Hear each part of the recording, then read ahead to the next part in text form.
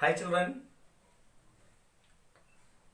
In the previous section, we have seen the formation of salts during various reactions. That is, when an acid reacts with a base to give salt. In this section, let us study more about salts. That is our heading itself. What's that? More about salts. Here an activity is given, that is the family of salts, activity 2.13. Write the formulae of the salts given below. Which are they? Potassium sulfate, K2SO4, Na2SO4, sodium sulfate, calcium sulfate, CaSO4, magnesium sulfate, MgSO4, copper sulfate, CuSO4, sodium chloride, NaCl, sodium nitrate, NaNO3, sodium carbonate, Na2CO3, ammonium chloride, NH4Cl. Identify the acids and bases from which the salts may obtained.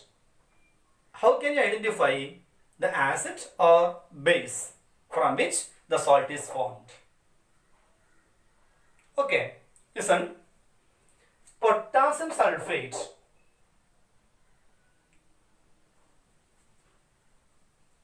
This can be written as we know, when an acid reacts with a base to give salt plus water.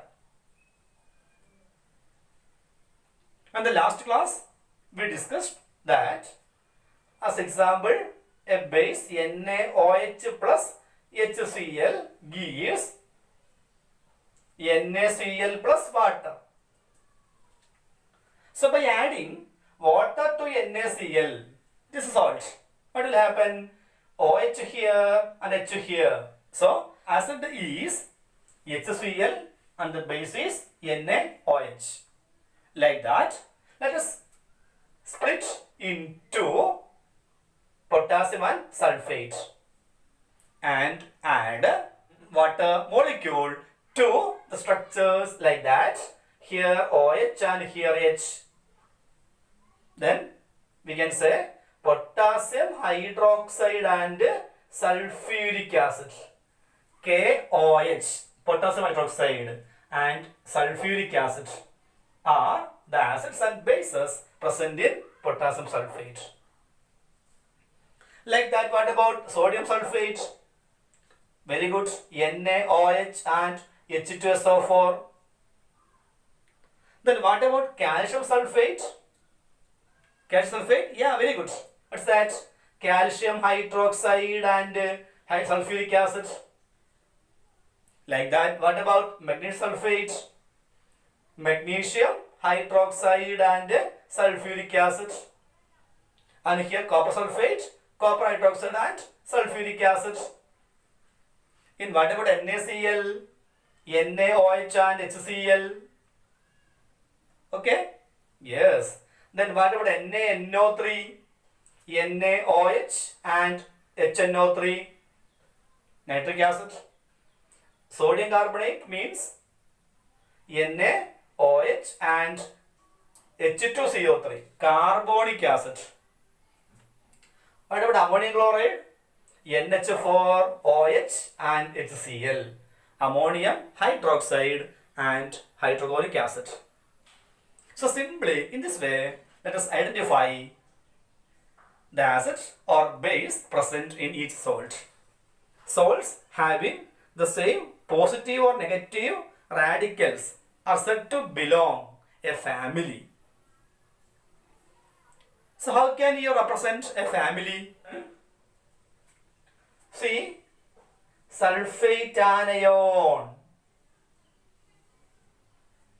So these are sulfate families. The anions present here are sulfates.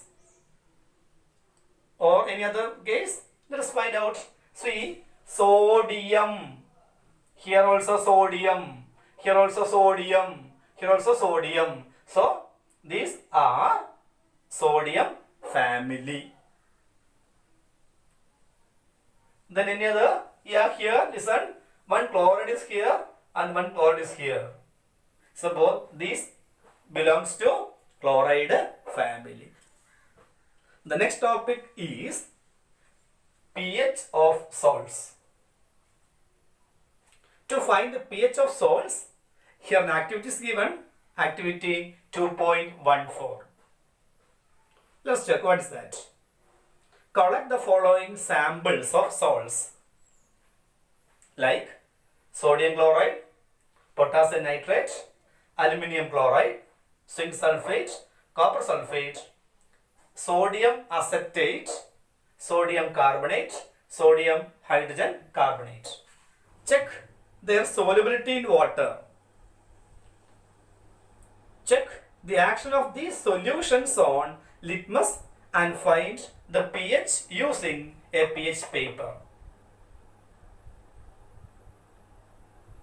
First one, sodium chloride.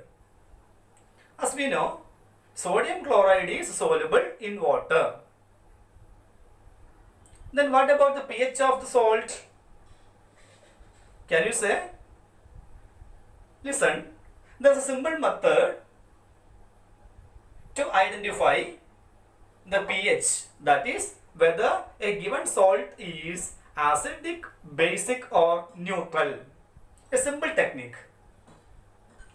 In the last activity, we had seen that salt, from the salt, we can identify the acid or base present in the salt. From which acid or from which base? So listen, NaCl contains NaOH as the base and HCl as the acid. Then what is the property of NaOH? It's a strong or weak? Yeah, that we know. It is a strong base. Then what about HCl? It is a strong acid. So a salt formed from a strong acid and a strong base is always neutral in nature. So, what is the pH value of NaCl? It is always 7. Why? Because NaCl is formed from a strong acid and a strong base. So, they will neutralize each other. That is, NaCl is neutral salt. Then what about KNO3? Can you say? Here this potassium hydroxide and HNO3. Potassium hydroxide and HNO3 both are strong acids and strong base as well. So, KNO3 is also neutral salt. Then aluminium chloride, aluminium hydroxide and HCl. Aluminium hydroxide and HCl. Then it is also a neutral salt. Then zinc sulfate, zinc hydroxide and sulfuric acid. Zinc hydroxide is a weak base. So, it is an acidic salt. What about copper sulfate? Here, copper hydroxide is a weak base and sulfuric acid is a strong acid. So, it is an example for acidic salt, that is, their pH value is less than 7. Then what about sodium acetate? Can you say the acid or base present in here? Yeah, acetic acid and sodium hydroxide. As we know, acetic acid is a weak acid and NaOH is a strong base. So, the salt formed here is sodium acetate. Automatically, the salt will be basic in nature, that is, its pH is greater than 7. Then what about sodium carbonate? Sodium carbonate is formed from sodium hydroxide and carbonic acid. Here it is a strong base and this is a weak acid. So it is also a basic salt. And sodium hydrogen carbonate, the same thing. It is also a basic salt. So, we can conclude salts of a strong acid and a strong base are neutral with pH value of 7. Whereas salts of a strong acid and a weak base are acidic with pH value less than 7. And those of a strong base and a weak acid are basic in nature with a pH value more than 7. Did you get me? Okay. Next topic. Chemicals from common salt. As we know, common salt is formed by the reaction between sodium hydroxide and hydrochloric acid, that is NaCl, common salt. This is the salt that you use in food, common salt. So seawater contains many salts dissolved in it, and sodium chloride can be separated from these salts. And the salts obtained from sea water is called rock salt. Rock salt. And you must have heard about Mahatma Gandhi's Dandi March. Did you know that sodium chloride was such an important symbol in our struggle for freedom? See, next we are going to discuss another chemicals which can be prepared by using common salt as a raw material. Okay? Yes. One such compound prepared from sodium chloride is sodium hydroxide, NaOH. Let's study how sodium hydroxide is prepared. It is very important one. So, study it well.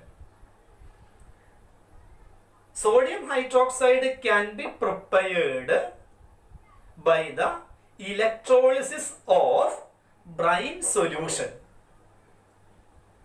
That is, aqueous solution of sodium chloride is called brine. See, sodium chloride in aqueous means it contains water. Sodium chloride undergoes ionization while passing electricity, that we have studied in our first chapter, that is electrolysis. Electrolysis.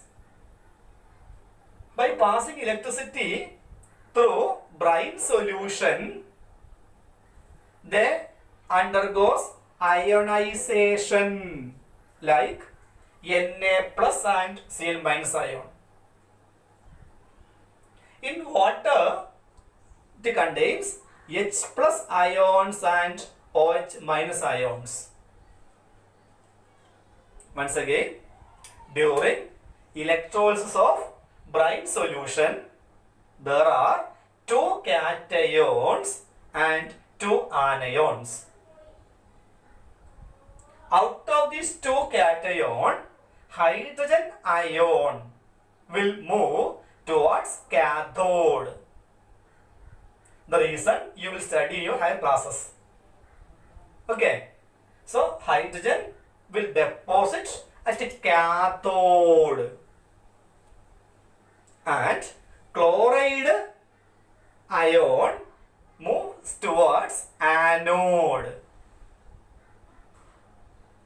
and the remaining NaOH forms near the cathode. Here we are preparing sodium hydroxide is NaOH. So, during the electrolysis of brine solution, hydrogen gas is collected at the cathode and chlorine gas is at anode. Whereas sodium hydroxide is obtained near the cathode. So in the textbook, an equation is given simply that NaCl with water, that is the brine solution.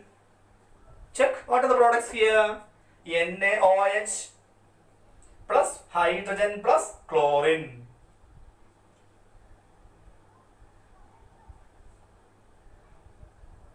So 2NaCl plus 2H2O gives 2NaOH plus Cl2 plus H2. Hydrogen at the cathode and chlorine at anode. These are the byproducts. Here we are preparing NaOH. So this process is called chlor-alkali process.